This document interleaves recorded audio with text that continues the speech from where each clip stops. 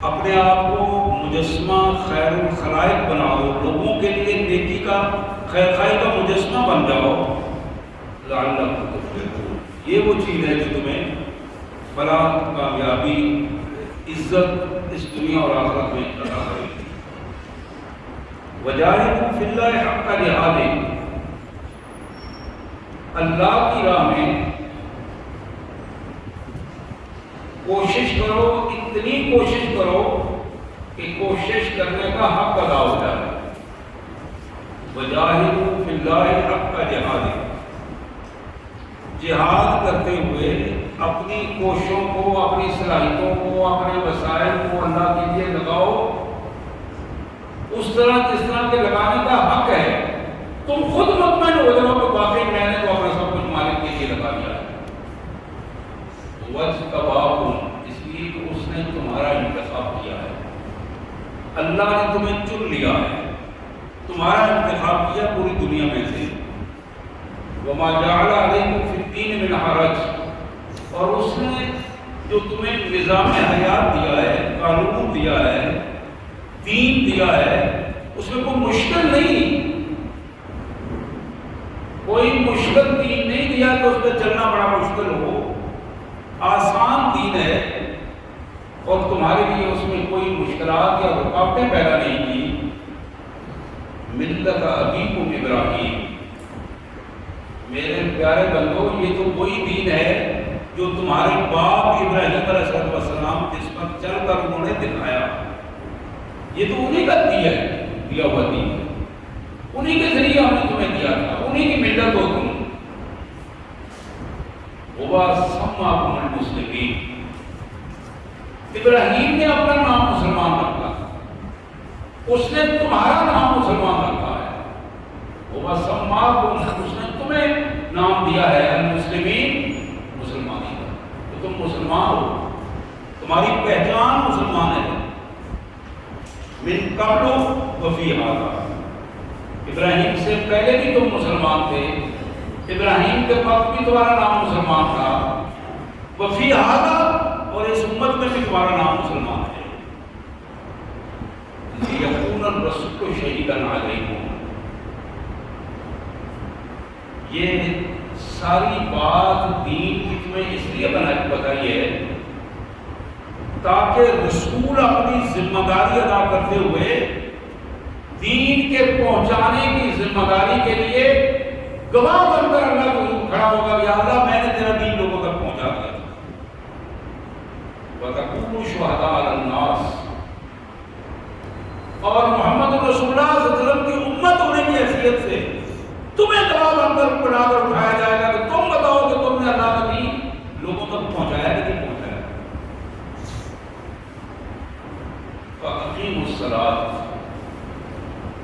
دین پہنچانے کے ساتھ اپنی ذاتی زندگی کو بھی بہتر بناؤ، نمازوں کو ریگولر ادا کیا کرو۔ فَأَقِیمُوا الصَّلَاةَ، اقامت نماز، ریگولر پرفیکٹ نماز کو ادا کرو۔ وَآتُوا الزَّکَاۃَ، اور ریگولر اپنے مالوں کو پاک کرتے رہا کرو، ان میں سے زکوٰۃ دے کر، خیرات دے کر اپنے مالوں کو محفوظ کرتے رہا کرو۔ وَاعْتَصِمُوا بِاللَّهِ، اور مجموعی طور پر اپنی زندگی کو اللہ کے حوالے کرو۔ وَاعْتَصِمُوا، اس کا ایسے کسی چیز کو چنگل مار لینا اور مضبوطی سے پکڑ لینا، اس کو اعتصام باللہ کہتے ہیں، اعتصام کہتے ہیں۔ وَاعْتَصِمُوا بِاللَّهِ، اللہ کے دین کو اس طرح دونوں ہاتھوں سے پکڑ کر مضبوطی سے تھام لو۔ ہوا مولاکم، وہی ہے تمہارا آقا جس کی وجہ سے تم بچ سکتے ہو۔ ہوا مولاکم، وہی تمہارا مولا ہے۔ فنعم المولا، بہترین آقا ہے، بہترین مولا ہے، اختیار صرف اس کے پاس ہے۔ ونعم النصیر، اور بہترین مددگار بھی ہے، بہترین مددگار بھی ہے۔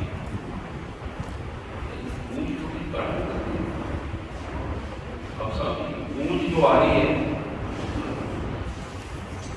بعد میں جب میں دیکھتا ہوں اس کی وجہ سے سنائی صحیح نہیں دیتا کاموں میں بات کر، تو یہ آواز ٹھیک آ رہی ہے،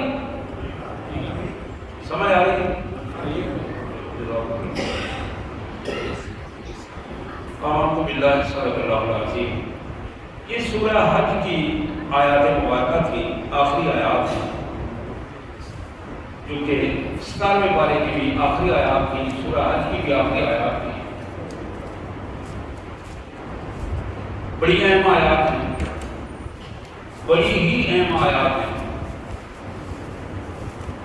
حقیقت یہ ہے کائنات کے مالک نے اپنے بندوں کو ایک قانون بتایا ہے، طریقہ بتایا ہے، اور یہ قانون اور طریقہ اپنی قربت کا بتایا ہے کہ جتنے میرے قریب ہو جاؤ گے اتنی میری رحمتیں تم سے ملیں گی، جتنے دور ہو گے۔ اور یہ حقیقت ہے میرے پیارے بھائیوں بہنوں، اللہ کو نہ اس کی خدائی میں ہمارے سجدوں سے کوئی بہتری آتی ہے، کہ خدائی کام کی تو سجدے زیادہ ہو گئے تو بڑے بہتری ہو گئی، ہمارے رکوعوں سے اس کی خدائی میں کوئی فرق نہیں پڑتا، ہمارا عبادت گزاری سے دوسروں سے خیر خواہی کرنے میں یہ وہ قوانین ہیں جس سے ہم خیر خواہی بندوں کے ساتھ کریں گے تو بندوں کے ساتھ آپس میں رابطے بہتر ہوں گے، اور ایک دوسرے سے خیر خواہی کر کے ہم امن سکون کی زندگی حاصل کر سکیں گے۔ اگر ہم اللہ کی عبادت کریں گے تو اللہ کی قربت حاصل کریں گے، جب اللہ کی قربت حاصل کریں گے تو نتیجہ یہ نکلے گا کہ ہم اللہ تبارک و تعالیٰ کی رحمت کو حاصل کر سکیں گے، برکتیں حاصل کر سکیں گے، اللہ کی مہربانیاں ہمارے اوپر ہوں گی۔ یہ وہ پہلو ہے جس پہلو کے حوالے سے یہ آیات ہمیں توجہ دلاتی ہیں کہ تم اپنی زندگی میں جتنا زیادہ اپنے اللہ کے قریب ہوگے اتنا زیادہ اللہ کی رحمت سے قریب ہوگی، اتنا زیادہ اللہ کی رحمتوں کو سمیٹ سکو گے۔ ہماری پوزیشن یہ ہے کہ ہم اپنی حرکتوں کی وجہ سے، مجموعی کردار کی وجہ سے اپنے اللہ سے دور ہوتے چلے جاتے ہیں۔ اللہ کے قریب ہم ہوتے ہیں اس وقت جب ہمارے سر پہ پڑتی ہے، کوئی بیمار ہو جائے، کوئی ایکسیڈنٹ ہو جائے، کوئی چیز گم ہو جائے، کوئی پریشانی اچانک آ جائے، بیماری آ جائے، کوئی مسئلہ بن جائے، کوئی چٹی پڑ جائے، کوئی تاوان پڑ جائے، چوری ہو جائے، ڈاکہ ہو جائے، کوئی بندہ نعوذ باللہ اللہ معاف کرے ظلم کرنا شروع کر دے، تو ان ساری چیزوں میں پھر ہمیں صرف اللہ یاد آتا ہے اور بے ساختہ یاد آتا ہے۔ بار بار ہم اپنے اللہ کو پکارتے ہیں، بار بار اللہ کو پکارتے ہیں، لیکن جب ہم اسی ماحول میں ہوتے ہیں آسانی ہوتی ہے ہمارے لیے، کھانے کو مل رہا ہوتا ہے، بستر پڑا ہوتا ہے نیند کے لیے، مال آ جا رہا ہوتا ہے، مرضی ہماری پوری ہو رہی ہوتی ہے، تو پھر وہ پنجابی کے اندر پھر چھڑا کرنا شروع کرتا ہے، پھر ہمیں رب یاد نہیں رہتا، پھر ہمیں اللہ معاف کرے انسانیت بھی یاد نہیں رہتی۔ رب تو بڑی عظمت والی ذات گرامی ہے، انسانیت یاد نہیں رہتی، ہم بھول جاتے ہیں اپنے آپ کو کہ ہم بھی انسان بھی ہیں کہ نہیں۔ یہاں اس انسانیت کو یاد دلانے کی اللہ تعالیٰ نے مہربانی کی ہے کہ تم اپنے آپ کو سمجھو کہ تم کیا ہو، اپنی پہچان برقرار رکھو کہ تم کیا ہو۔ اپنی پہچان کے ساتھ جب تم اللہ کے حضور سجدے کرو گے، رکوع کرو گے، اپنی زندگی کو اللہ کے قانون کے مطابق بنا کے ڈالو گے، لعلکم تفلحون، یہ پہلو ہے کہ تمہاری کامیابی کا پہلو ہے، یہ وہ چیز ہے جو تمہیں کامیاب کرے گی، یہ وہ چیز ہے جو تمہیں دنیا اور آخرت میں تمہارے لیے آسانیاں پیدا کرے گی۔ ہم عام حالات میں دیکھتے ہیں ایک آدمی، اس کے پاس وسائل بھی ہیں، اولاد بھی ہے، جائیداد بھی ہے، زمین بھی ہے، لوگوں سے تعلقات بھی ہیں، اسٹیٹس بھی ہے، ان سارے حالات میں اگر وہ اللہ کا شکر گزار بندہ بن جاتا ہے، اللہ کا شکر گزار بندہ بن جاتا ہے، اللہ کے حضور پانچوں وقت آگے سجدہ ریز ہو کر اس کا شکر ادا کر، یا اللہ تیرا شکر ہے تو نے میری عزت بنائی ہے، تو نے مجھے یہ سہولتیں دی ہیں، تو نے مجھے صحت دی ہے، تو نے مجھے ایمان دیا ہے، تو نے مجھے حاضری کی توفیق عطا فرمائی ہے۔ یہ سارے پہلو اپنے اللہ کو حضور آ کر اس کا اقرار کرتا ہے، تو یہ اقرار کرنا اس کے لیے عزت کا باعث بھی بنتا ہے، سہولت کا باعث بھی بنتا ہے، حفاظت کا باعث بھی بنتا ہے۔ اللہ تبارک و تعالیٰ اس کے لیے ایک آثار بنا دیتے ہیں، وہ آثار جو بندوں کو تو نظر نہیں آتا لیکن عملی زندگی میں اسے ضرور نظر آتا ہے، اسے ضرور نظر آتا ہے کہ میرے ارد گرد کوئی ایسی چیز ہے جو مجموعی طور پر میری حفاظت کر رہی ہے۔ بہت سارے ایسے لوگ، کتنے ہی ایسے واقعات دنیا میں ہوئے ہیں، لوگوں کے گھروں میں چوری یا ڈاکے کی نیت سے گئے اور وہ چور پیچھے ہٹ کے کھڑا ہوتا ہے، بار بار دیکھتا ہے گھر سے اوپر چھت سے، پرانے دور میں چھتوں سے نیچے اتر کر چوریاں کیا کرتے تھے، ڈاکے مارا کرتے تھے، اور بار بار چھت سے پیچھے آگے ہو کے دیکھتا ہے، پھر پیچھے ہو جاتا ہے۔ اس کو ساتھ والے نے پوچھا کہ کیا بات ہے، آگے کیوں نہیں جاتے ہو؟ کہتا دیکھو تو صحیح، آگے اتنے لوگ بیٹھے ہوئے ہیں اور پوری یہ سارے لوگ، اور ان کے پاس یہ اسلحے ہیں، اور میں کس طرح آگے جاؤں؟ حالانکہ گھر والے سارے میٹھی نیند سو رہے ہوتے ہیں، ان کو نہیں پتا ہوتا، وہ نماز عشاء کی پڑھ کے ذکر اذکار کر کے رات کے اذکار، شام کے اذکار کر کے سو گئے ہیں، لیکن کائنات کے مالک نے ان کے لیے حفاظت کا آثار بنا دیا۔ اور یہ یوں ہی باتیں نہیں، یہ بالکل حقیقت باتیں ہیں، اسی کو معلوم ہوتا ہے۔ زندگیاں گزر جاتی ہیں، کسی کی ضرورت نہیں ہوتی کہ اس کی طرف کو انگلی بھی اٹھا سکے، زندگیاں گزر جاتی ہیں، اس کے مال و دولت پر اللہ تعالیٰ حفاظت فرماتے ہیں، اس کی جائیداد کی اللہ تعالیٰ حفاظت فرماتے ہیں، اولاد کی اللہ تعالیٰ حفاظت فرماتے ہیں۔ حضرات اس حفاظت میں آنے کے لیے، حفاظت میں آنے کے لیے یہ بڑا ضروری ہے کہ بندہ اپنے آپ کو وَارْكَعُوا وَاسْجُدُوا وَاعْبُدُوا، اور پھر وَافْعَلُوا الْخَيْرَ، چار چیزیں کائنات میں مالک نے بنائی، رکوع، سجدے، اپنا ڈسپلن، اپنا زندگی کا نظام اللہ کے قانون کے مطابق بنا دینا، اور پھر اس سے آگے بڑھ کر وَافْعَلُوا الْخَيْرَ، بندہ سراپا خیر بن جائے، سراپا خیر، محلے میں، گاؤں میں بندوں کو پتا ہو فلاں بندے کے پاس جائیں گے تو میرا مسئلہ حل ہو جائے گا، فلاں بھائی کے پاس جائیں گے تو اخلاص کے ساتھ میرے ساتھ چل پڑے گا، فلاں مسئلے کے لیے اس بندے کو میں رابطہ کروں گا، مایوسی نہیں ہوگی، میرا لگے گا کچھ نہیں، وہ کسی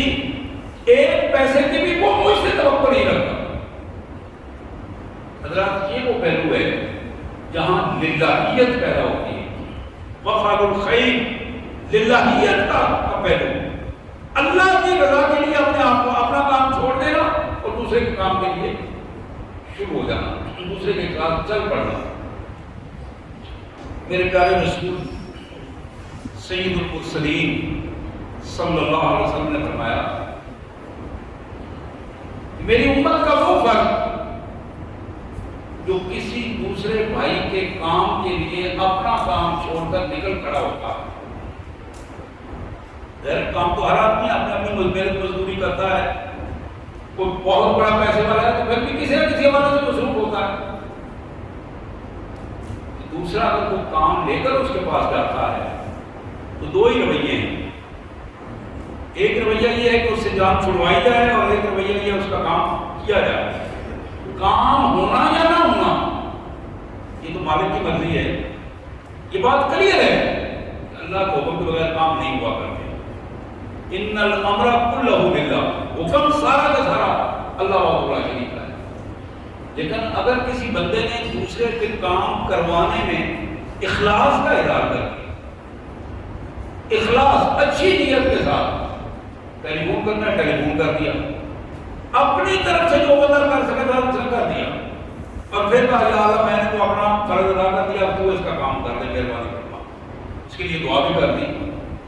رسول اللہ صلی اللہ علیہ وسلم نے فرمایا کہ جو بندہ اپنا کام چھوڑ کر میری امت کے کسی بندے کے ساتھ چل پڑتا ہے، اس کا کام کرنے کے لیے کوشش کرتا ہے، اس نے نیت سے کام کرتا ہے، اللہ تبارک و تعالی اس کو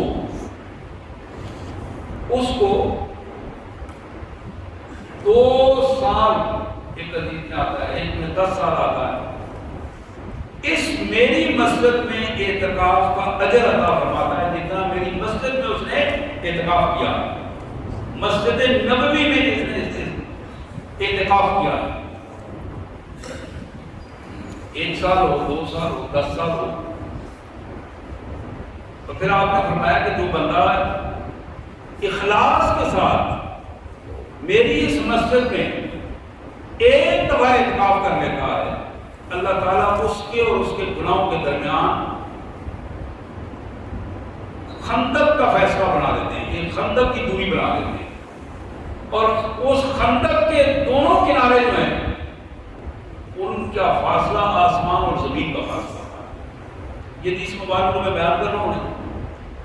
ترغیب و ترہیب حدیث کی کتاب ہے، بڑی مشہور کتاب ہے، سیاستہ کے حوالے سے اس میں موجود ہے۔ تو اس پس منظر میں آپ ذرا اپنے آپ کو دیکھیے، میں اپنا اگر جائزہ لوں، آپ اپنا جائزہ لیں، کہ آج مغرب میں ہماری حالت وہاں تک پہنچا دی ہے کہ ہم سوائے مطلب کے دوسرے کے ساتھ سلام لینے کے لیے تیار نہیں ہیں۔ یعنی مطلب ہو نا کسی کا کام ہو، چھوٹا موٹا، غلط ہو یا صحیح ہو، کام ہے تو ہم آگے ہو کے اس کا سلام بھی کریں گے، اس کو بٹھائیں گے، پانی بھی پلائیں گے، کھانے کی دعوت بھی دیں گے۔ لیکن اگر ہمارا مطلب نہیں ہے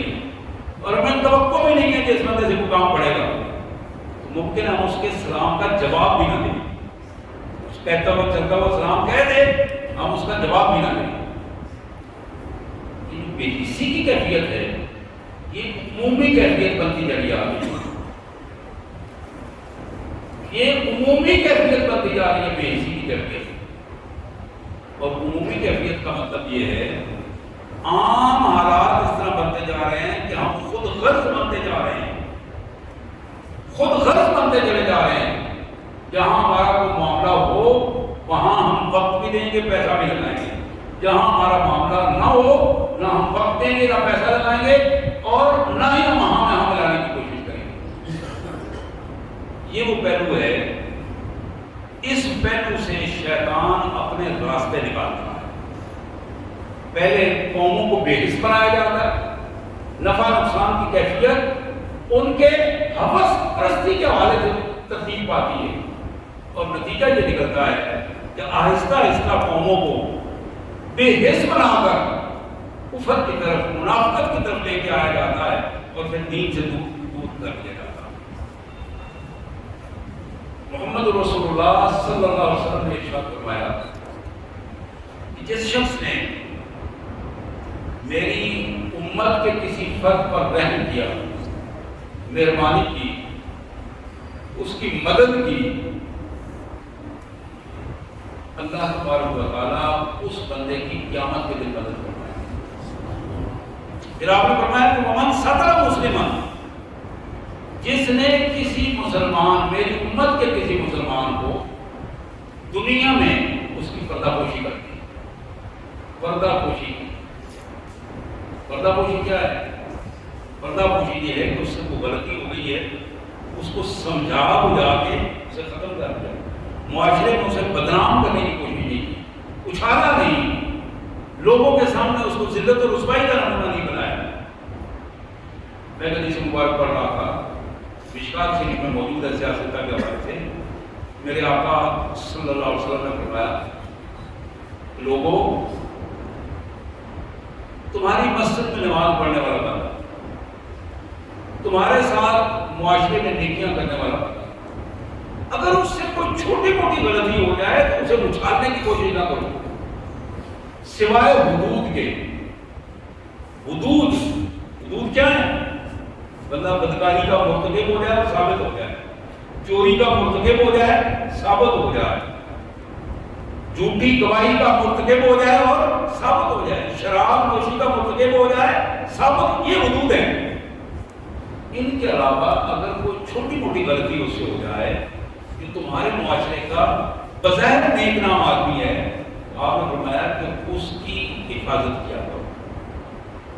اس کو معاف کر دیا کرو، اس کی برائی یا غلطی کو اچھالا نہ کرو، اس کو معاشرے میں اس کی اس کیفیت کو سوائے اس کے کہ جو شخص تمہارے معاشرے کو لیڈ کر رہا، قبیلے کا سردار ہے، برادری کا سردار ہے، گاؤں کا چودھری یا وڈیرا ہے، ایسے بندے کی برائی کو نہیں چھپایا جاتا۔ کسی پارٹی کا لیڈر ہے، ملک کا وزیر اعظم ہے، صوبے کا وزیر اعلیٰ ہے، ایسے بندے کی برائی کو نہیں چھپایا جاتا، ایسے بندے کی برائی کو بتایا جاتا ہے لوگوں کو تاکہ لوگ اس کی برائی سے بچ سکیں، اس کے شر سے بچ سکیں۔ یہ بھی حدیث مبارک میں رسول اللہ صلی اللہ علیہ وسلم کا جسم ہے۔ تو میں یہ عرض کر رہا تھا عمومی طور پر معاشرہ جو ہے، ہمارا معاشرہ امن کا معاشرہ تب رہ سکتا ہے جب ہم ستر پوشی کی کیفیت پیدا کریں۔ ومن ستر مسلما، حضور نے فرمایا کہ جس شخص نے میری امت کے مسلمانوں کو، میری امت کے افراد پر ان کے گناہوں کی ستر پوشی کی، ستر اللہ یوم القیامہ، کل قیامت کے دن اللہ تبارک و تعالیٰ اس بندے کی ستر پوشی کرے گے، اللہ اس کے گناہوں کو لوگوں کے سامنے نہیں آنے دیں گے، معاف فرما دیں گے۔ پھر نبی رحمت صلی اللہ علیہ وسلم نے ارشاد فرمایا اس شخص نے ومن فرج عن مسلم قربۃ عن مسلم، من فرج، اس شخص نے میری امت کے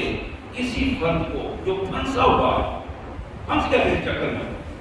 پیسے دینے میں پھنس گیا، مفروض ہو گیا، کسی مقدمے میں پھنس گیا، کسی پریشانی میں پھنس گیا، کوئی لڑائی جھگڑا ہو گیا، آپ نے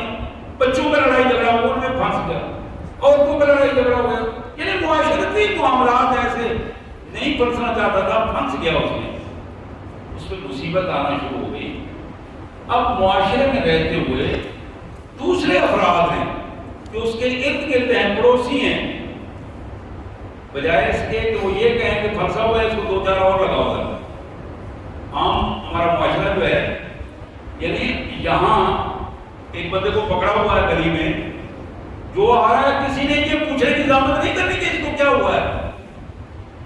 جو آئے گا ایک اس نے تھپڑ اور مارنا اور پھر آگے اپنا حصہ ڈال کے آگے نکل جانا۔ یہ رویہ جو ہے یہ مسلم معاشرے کا رویہ نہیں ہے۔ مسلم معاشرے کا رویہ یہ ہے کہ اگر کسی کو پکڑا ہوا ہے اس کو چھڑوا دو، اس کا پتہ کریں کہ اصل مسئلہ کیا ہے، اصل پرابلم کیا ہے، مسائل کیا ہیں، پریشانی کیا ہے۔ اگر وہ بندہ مجرم ہے تو وہ واقعتاً اس کا بندوبست کیا جائے، اور اگر مجرم نہیں ہے تو مال کی غلط فہمی کی بنیاد پر پکڑا ہے پھر اس کو چھڑوانے کی کوشش کی جائے۔ یہ جو ہمارے حالات ہیں، ان حالات کو ہمیں بحیثیت قوم سمجھنے کی ضرورت ہے۔ ہم بحیثیت قوم حالات سمجھنے کی بجائے بالکل ایک جتھا اور ایک گروہ اور ایک متعصب قسم کا گروہ بنتے چلے جا رہے ہیں، اپنے اندر سے وہ قومی اقدار ہماری ختم ہوتی چلی جا رہی ہے۔ تو میرے آقا صلی اللہ علیہ وسلم نے فرمایا ومن فرج عن قربۃ، جس شخص نے میری امت کے مسلمان بھائیوں سے بہنوں سے کسی جگہ پر وہ پھنسے ہوئے ہیں ان کو ان کی گردن چھپا دی، ان کے لیے آسانی پیدا کر دی، ان کو مشکل سے نکال کر آسان ماحول دے دیا، تو میرے آقا صلی اللہ علیہ وسلم نے فرمایا کہ کل قیامت کے دن جب یہ بندہ پھنسا ہوگا اللہ تعالیٰ اس کو مشکل حالات سے نکال دے گا۔ کل قیامت کے دن جب یہ پھنسا ہوگا اللہ تعالیٰ اس کو ان مشکلات سے نجات عطا فرمائے گا۔ حضرات، یہ جو مشکلات بظاہر میں نظر آتی ہیں یہ رد عمل ہوتا ہے ایک بات پر۔ کسی دور میں ایک آدمی کہہ رہا ہوتا ہے فلاں کو رگڑا دے دو، فلاں کو پاس دو، فلاں کو اڑا دو، فلاں کو یہ کر دو، یعنی اس کو اندازہ نہیں ہوتا کہ وہ اپنی زبان سے کیا بک رہا ہے، کیا کہہ رہا ہے کسی کے بارے میں۔ اب اس کی زبان کنٹرول میں نہیں ہوتی۔ پھر ایک وقت تو آتا ہے کہ اسی کی زبان کی پاداش میں اللہ تعالیٰ اس کو گرفت میں لے آتا ہے، اور وہ یہ سوچ رہا ہوتا ہے کہ فلاں کی وجہ سے میں گرفت میں آیا، فلاں کی وجہ سے ایسا ہوا ہے، گلی میں جا رہا تھا تو ٹھڈا لگا میں گر گیا ہوں. وہ ٹھڈے سے آپ بچ نہیں سکتے تھے. گاڑی سامنے آ گئی, ایکسیڈنٹ ہو گیا تو میں اس لیے زخمی ہو گیا, فریکچر ہو گیا. گاڑی سے بچانے والا بچا بھی سکتا تھا, روزانہ ہزاروں بچتے ہیں, لیکن بچانے والے نے کیوں نہیں بچایا؟ اس لیے کہ ہم نے بچانے والے سے رابطہ توڑ دیا. بچانے والے کو بچانے والا نعوذ باللہ سمجھا ہی نہیں ہم نے. جب اس کے اوپر کی خلاف ورزی کی تو نتیجہ ہماری ذلت و رسوائی کا سامان پیدا ہوتا ہے. تو ہمیں اپنی زبانوں کو کنٹرول کرنا چاہیے. عام حالات میں بہنوں کے لیے بھی خصوصی طور پر یہ درخواست کروں گا کہ گھروں میں غصہ آتے وقت ماؤں کو, بہنوں کو, بچیوں کو بھی اس کا ادراک نہیں رہتا. وہ بعض اوقات جسے ہم پنجابی میں کہتے ہیں پڑوتے دینا شروع کر دیتے ہیں, طرز کرنا شروع کر دیتے ہیں, اپنے ہی بچوں کو بد دعائیں دینا شروع کر دیتی ہیں. نتیجہ کیا نکلتا ہے؟ نتیجہ یہ نکلتا ہے کہ وہ بد دعائیں اللہ کے حضور بعد ریکارڈ ہو جاتی ہیں, ریکارڈ ہو جاتی ہیں. اور کچھ مدت بعد جب اپنے وقت پر وہ دعا منظور ہو جاتی ہے, بد دعا منظور ہوتی ہے, تو وہی ماں رو رو کر بیان کر رہی ہوتی ہے تو یہ کیا ہو گیا. لیکن حالانکہ اس نے وہ خود ہی بد دعا دی ہوتی ہے. یہ جو بچوں کو کہہ دینا کہ تم جل جاؤ, تم مر جاؤ, تم گر پڑو, تم فراہم ہو جاؤ, بعض ماؤں کی زبان تو بڑی گندی زبان استعمال ہو جاتی ہے. تو جب ان سے پوچھو وہ کہتے ہیں میں نے تو ویسے ہی بات کی تھی. لیکن یہ جو ویسے بات کرنی ہوتی ہے یہ اللہ کے حضور ریکارڈ ہو جاتی ہے, ریکارڈ ہو جاتی ہے. اسی طرح میں بھائیوں سے بھی یہ درخواست کروں گا کہ اپنی زبانوں کو کنٹرول کروائیں, اپنی زبانوں کو کنٹرول کریں. آپ یقین کریں کہ صحابہ کرام اس زبان کی آفات سے, آفات اللسان جسے کہتے ہیں, ہم تو آج اسے بڑا اچھا آدمی سمجھتے ہیں جو کتنی زبان زیادہ چلاتا ہے, جتنی زبان زیادہ چلاتا ہے ہم سمجھتے ہیں کہ وہ جھوٹ بول رہا ہو, سچ بول رہا ہو, جو بھی کر رہا ہو. جتنی زبان زیادہ چلاتا ہے سمجھتے ہیں اتنا زیادہ بڑا لیڈر ہے, اتنا زیادہ بڑا خیر خواہ ہے, اتنی زیادہ باتیں زیادہ کرتا ہے. جتنی باتیں زیادہ کرتا ہے اتنا زیادہ یہ چالاک بھی ہے, اتنا زیادہ ہوشیار بھی ہے, اتنا زیادہ نعوذ باللہ یہ سینسیبل بھی ہے. حالانکہ کبھی بھی رسول اللہ صلی اللہ علیہ وسلم نے باتونی آدمی کو پسند نہیں کیا, باتونی آدمی کو آپ نے پسند نہیں کیا. آپ نے کیا ارشاد فرمایا کہ لوگوں من کان یؤمن باللہ والیوم الآخر, جو شخص اللہ پر ایمان رکھتا ہے اور آخرت میں اللہ کے حضور حاضر ہونے پر یقین رکھتا ہے, فلیقل خیرا او لیصمت, وہ خیر کی بات کرے یا اپنی زبان بند رکھے, اچھی بات کرے منہ سے نکالے. اگر اس کی زبان سے اچھی بات نہیں نکل پا رہی چپ کر جائے, زبان بند کر دے. یہ جو بولتے چلے جانا, ہر معاملے میں تبصرہ کرتے چلے جانا, ہر معاملے میں اپنے آپ کو ایک ذمہ دار سمجھنا کہ میں نے ضرور اس میں بات کرنی ہے, یہ ذلت و رسوائی کی بات ہے, یہ پریشانی کی بات ہے. یہ وہ چیز ہے جو فرشتہ ریکارڈ کر رہا ہے. اس کا اللہ حضور ہمیں اس دنیا میں بھی اور آخرت میں بھی جواب دینا ہے. اس زبان کے آفات ہمارے اوپر بہت بڑی ذلتیں پیدا کر دیتی ہیں, اور زبان سے جو نکلی ہوئی بات ہے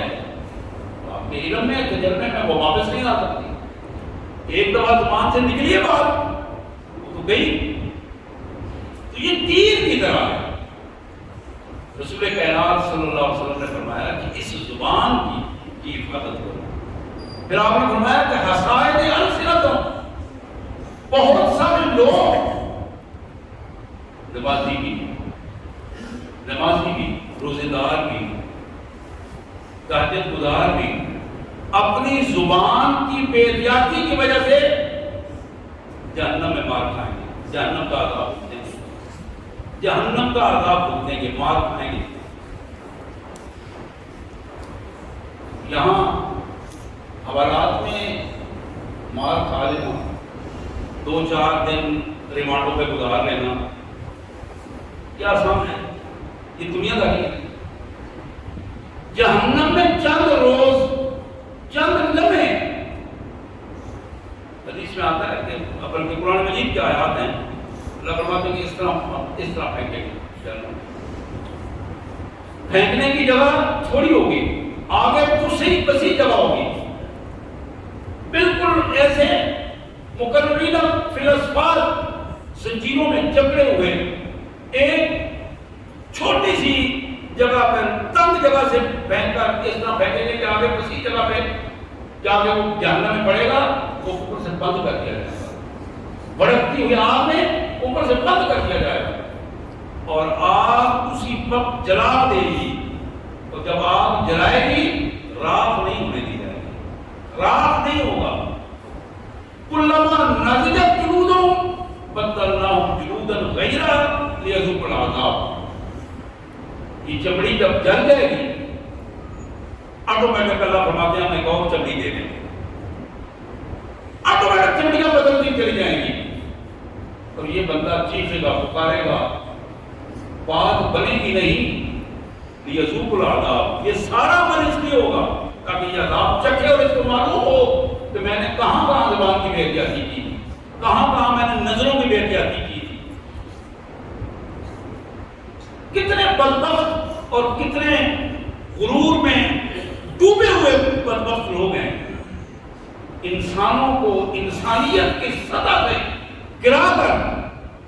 اپنے اندر وہ خوشی کی کیفیت محسوس کرتے ہیں، لیکن اللہ تبارک و تعالیٰ انہیں کو پھر اس دنیا میں اس سے بدتر کیفیت عطا کرتے ہیں اور پھر انہیں پتہ چلتا ہے کہ دنیا کس چیز کا نام ہے۔ حضرات، اس پہ میری آج کی یہ گفتگو ہے، اس میں ذرا غور فرمائیے۔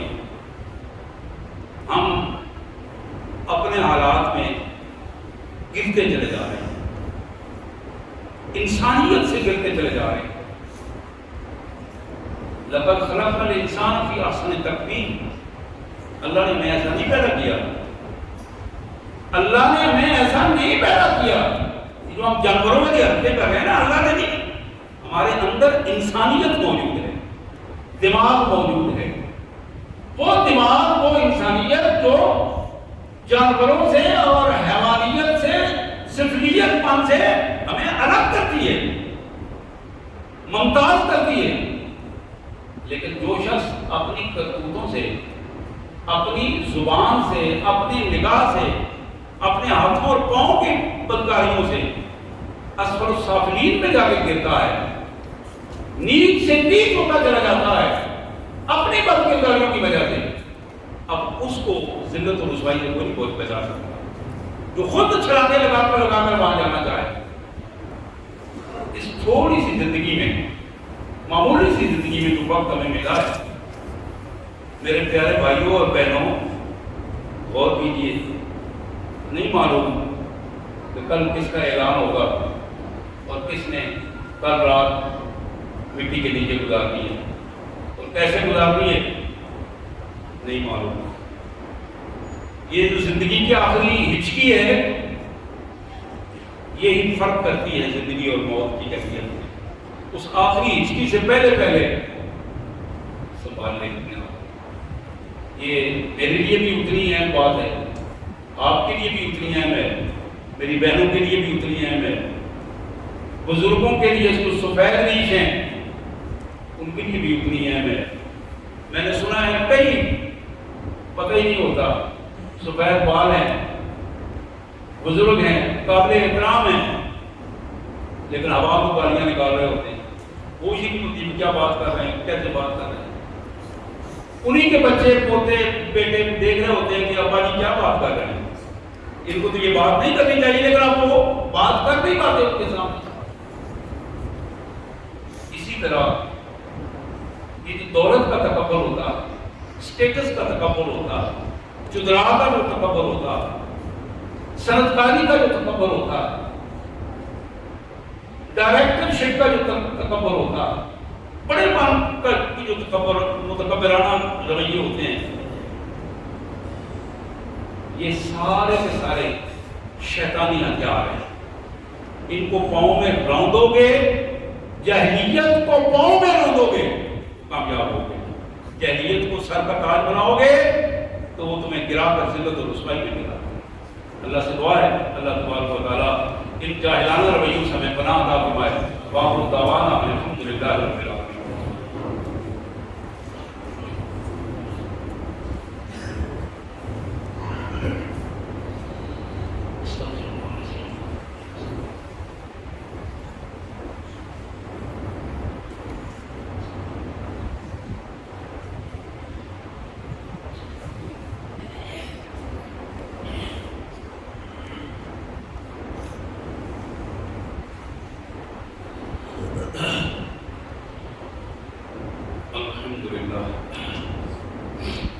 الحمدللہ رب العالمین